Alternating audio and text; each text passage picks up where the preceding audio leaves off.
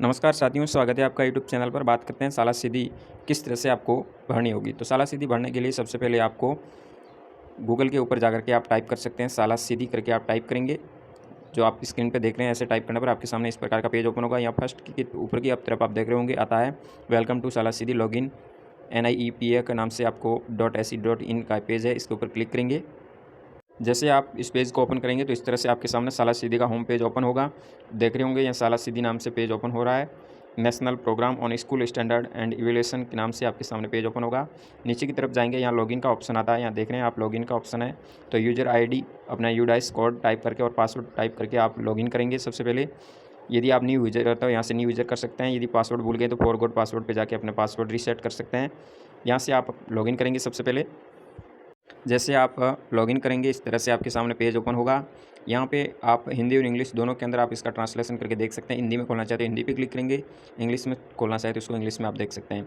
यहाँ पे आपको शैक्षणिक सत्र यहाँ दिख रहा होगा 2022-23 क्या फाइनल सबमिशन हो गया है। यहाँ पे रेड क्रॉस आ रहा है। यदि आप भरोगे उसके उपरांत यहाँ पे ग्रीन राइट का सीन आएगा, जैसे यहाँ दिख रहा है ऐसा पूर्ण करने पर। और यदि प्रगति में आधा भर दिया तो आपके क्वेश्चन वार्षिक सीन आएगा। प्रारंभ नहीं किया है तो इस तरह से क्रॉस आएगा।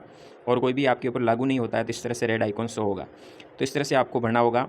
यहाँ पर आप देख रहे होंगे 4 तरह के कॉलम दिए गए हैं। सबसे पहले शिक्षार्थियों का है कॉलम, फिर शिक्षकों का है, फिर स्कूल संरचना मैट्रिक्स का है और फिर विद्यालय सुधार योजना का है प्लान के लिए। तो यानी 4 है, इन चारों को स्टेप बाय स्टेप आपको भरना होगा। सबसे पहले आप शिक्षार्थी, फिर शिक्षकों के, फिर इसके हिसाब से आगे बढ़ेंगे। तो सबसे पहले कॉलम इसको क्लिक करेंगे, शिक्षार्थियों के कॉलम के ऊपर टिक करेंगे। यहाँ आप देख रहे होंगे यहाँ पे टिक करेंगे तो ओपन हो जाएगा।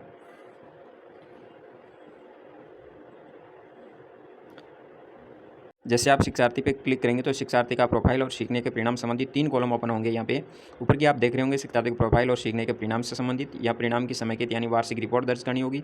और यहाँ पे प्रमुख विषयों पे प्रदर्शन वार्षिक रिपोर्ट दर्ज करनी होगी। तो आप अलग अलग फिल करेंगे। सबसे पहले हम जनसांख्यिकी प्रोफाइल यानी शैक्षणिक वर्ष 2022-23 के अनुसार आपको SC ST SC और OBC साथ ही अन्य पिछड़ा वर्ग के छात्रों को दर्ज करेंगे। यहाँ पे टोटल संख्या दर्ज करेंगे। यहाँ कैटेगरी वाइज टोटल सत्र 2022-23 यानी वर्तमान सत्र की जो अभी पास करके अगली कक्षा में 2300 में प्रवेश किए उनकी, तो 22-23 के जो छात्र संख्या है SC ST और OBC और अल्पसंख्यक यहाँ दर्ज करेंगे। फिर नीचे की तरफ आप देख रहे हैं कक्षावार वार्षिक उपस्थिति दर। यहाँ पे आपको कक्षावार उपस्थिति दर दर्ज करनी होगी, जिसमें first, second, third, fourth, fifth, six और सेवन्थ और एट्थ यानी क्लास वाइज लड़के लड़कियों की दर निकाल के यहाँ दर्ज करनी अलग अलग। ये करनी है आपको 2021-22 यानी पिछले सत्र की दर्ज करनी होगी। इसको आप किस तरह से निकालना है, यहाँ पे नीचे फॉर्मूला दिया गया है। Total annual attendance of all student, सभी स्टूडेंट की जितनी वार्षिक उपस्थिति वो दर्ज करेंगे। यहाँ स्टूडेंट की संख्या लिखेंगे और यहाँ एनुअल इंटरेस्ट डे यानी टोटल कितने डे हुए उस साल वो, और इंटू 100 करके इस तरह से उपस्थिति दर आप निकालेंगे।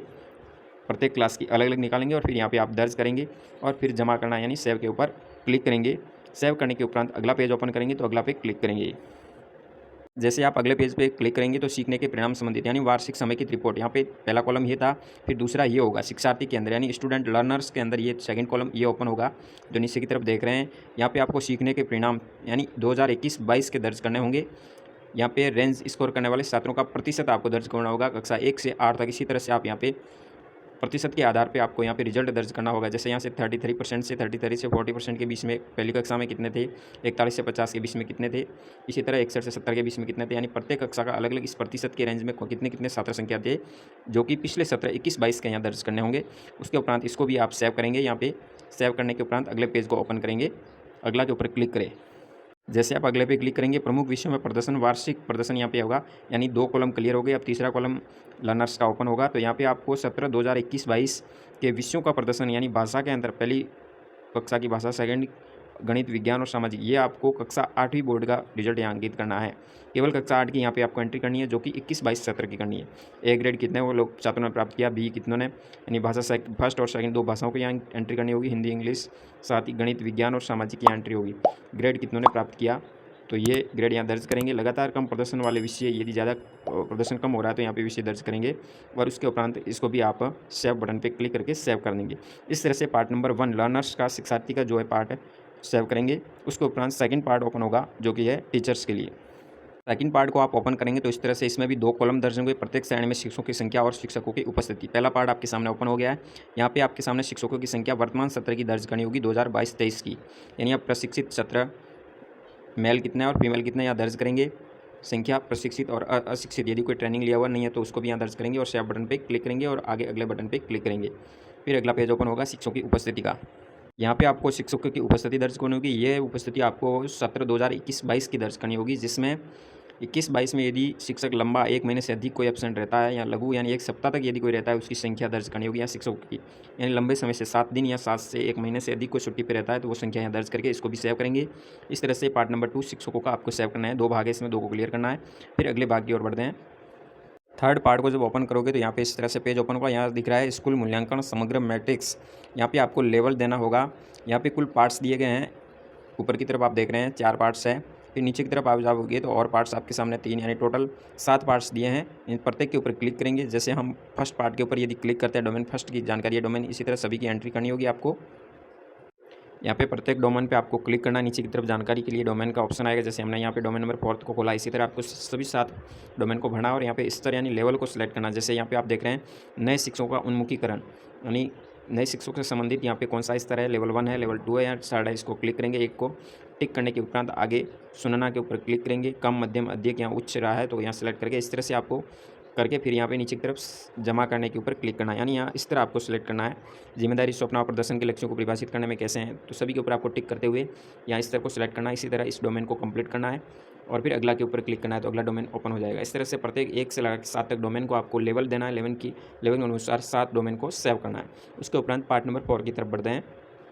चौथे पार्ट की बात करते हैं सुधार योजना के लिए कार्रवाई, यानी प्लान बनाने के लिए इसके अंतर्गत आपको प्लान यानी अगले सत्र 2022-23 में आपने स्कूल सुधार योजना के लिए क्या प्लान बनाया उसको यहाँ पे दर्ज करना होगा। सबसे पहले यहाँ पे 20 से 50 शब्दों में मिशन यानी किस टॉपिक पे ज़्यादा फोकस करके उसके ऊपर कार्य किया, यहाँ मुख्य टॉपिक लिखेंगे।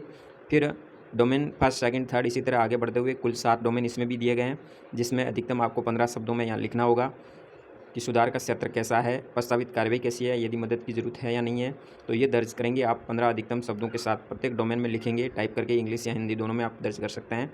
उसके उपरांत नीचे की तरफ सेव बटन पे क्लिक करेंगे तो इस तरह से 4 पार्ट्स को आप सेव करेंगे। उसके उपरांत आपकी शाला सिद्धि कंप्लीट हो जाएगी। और जो ऊपर की तरफ आप देख रहे थे शुरुआती पेज पे रेड क्रॉस आ रहा था, यहाँ पे आपका ग्रीन राइट का आएगा पूर्ण होने के उपरांत, यानी 4 पार्ट्स को आपको कंप्लीट करना है। उसके उपरांत शाला सिद्धि आपके विद्यालय की पूर्ण मानी जाएगी। धन्यवाद। किसी तरह की समस्या हो तो आप कमेंट बॉक्स में बता सकते हैं। जय हिंद, वंदे मातरम।